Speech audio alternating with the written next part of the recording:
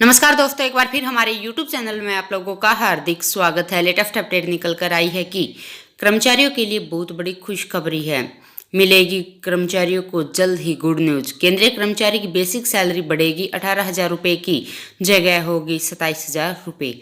तो दोस्तों हम आपको सब डिटेल में बताएंगे। अगर आप हमारे चैनल पर फर्स्ट टाइम विजिट कर रहे हैं तो चैनल को लाइक कर दीजिए, सब्सक्राइब कर दीजिए, साथ ही साथ बेल आइकन को भी बजा दीजिए ताकि गवर्नमेंट या पेंशन से संबंधित जितनी भी न्यूज आती है उनकी नोटिफिकेशन आप लोगों के पास तुरंत पहुँच सके। तो करते हैं वीडियो को स्टार्ट बिना किसी देरी के।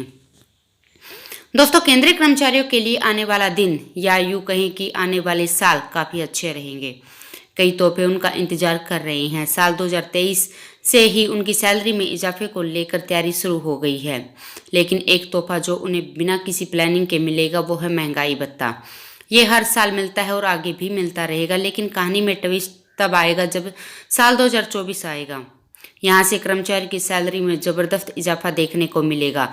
इसके पीछे वजह यह है कि सरकार ने इस साल 2016 में एक नोटिफिकेशन जारी किया जिसमें कहा था कि महंगाई भत्ते के 50% क्रॉस होने पर कर्मचारियों के लिए उन्हें शून्य कर दिया जाएगा और 50% डीए का पैसा बेसिक सैलरी में ऐड कर दिया जाएगा।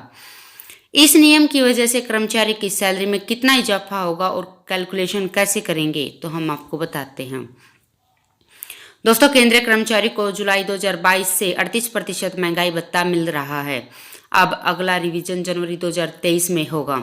इसके आंकड़े आने शुरू हो चुके हैं। जुलाई से सितंबर तक के महंगाई भत्ते के आंकड़े आ चुके हैं। नवंबर के अंत में अक्टूबर का भी नंबर आ जाएगा। इसमें साफ है कि महंगाई भत्ते में अगली बार भी 4% का इजाफा हो सकता है। एक्सपर्ट के मुताबिक दुनिया भर में महंगाई लगातार बढ़ रही है। हालांकि भारत में इसे काबू करने के लिए कदम उठाए जा रहे हैं, लेकिन पिछले महीने रिटेल और थोक महंगाई में कमी देखी गई है।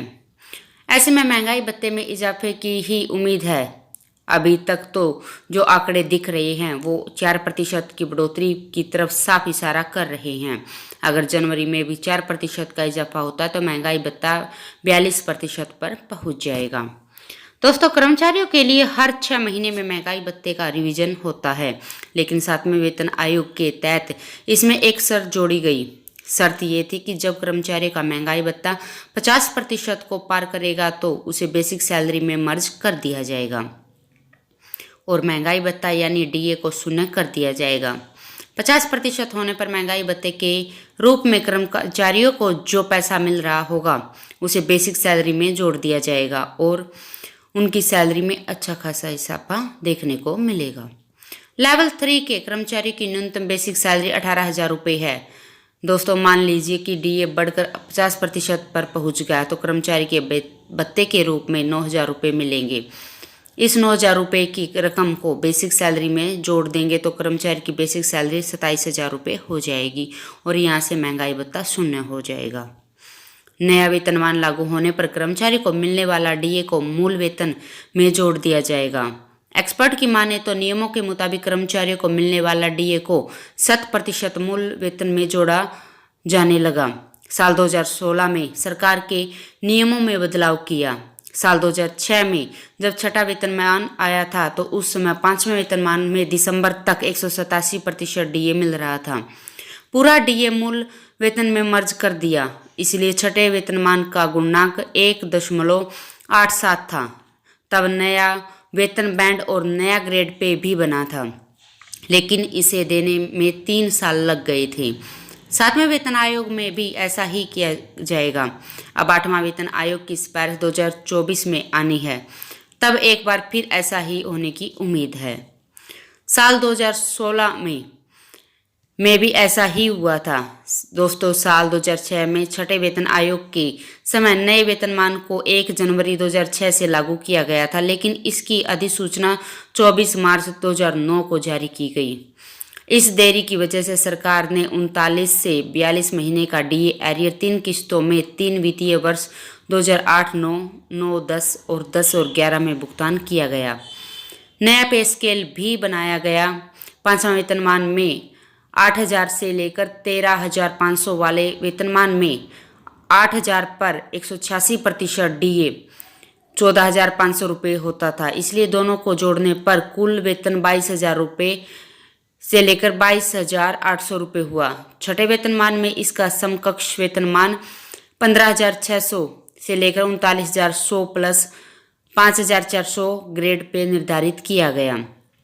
छठे वेतनमान में भी यह वेतन 15,600 से 5,040 प्लस 21,000 और इस पर 1 जनवरी 2009 को 16% DA 2,226 जोड़ने पर कुल वेतन 23,226 रुपये तय किया गया। और चौथा वेतन आयोग की सिफारिश 1986, पांचवें वेतन आयोग की सिफारिश 1996 और छठे की 2006 में लागू की गई और सातवें कमीशन की सिफारिश जनवरी 2016 में लागू की गई। दोस्तों, इसके साथ ही हाउस रेंट अलाउंस में भी अगला रिवीजन तब होगा जब महंगाई भत्ता 50% को क्रॉस कर जाएगा। इसमें 3% का इजाफा होना है। फिलहाल अधिकतम दर 27% है, जिसे बढ़ाकर 30% कर दिया जाएगा। सरकार मेमोरेंडम के मुताबिक DA में 50% क्रॉस होने पर HRA 30%, 20 और 10% होगा। हाउस रेंट अलाउंस की कैटेगरी X, Y और Z क्लास कैटेगरियों में बांटी जाएगी, जिसमें शहरों की लिस्ट है। जो केंद्रीय कर्मचारी X कैटेगरी में आते हैं उन्हें 27%, Y क्लास वालों को 18% और Z क्लास वालों को 9% HRA फिलहाल है। इसमें 3% का रिवीजन होना है। तो दोस्तों, आज के लिए इतना ही। मिलते हैं नेक्स्ट वीडियो में, तब तक के लिए जय हिंद, जय भारत।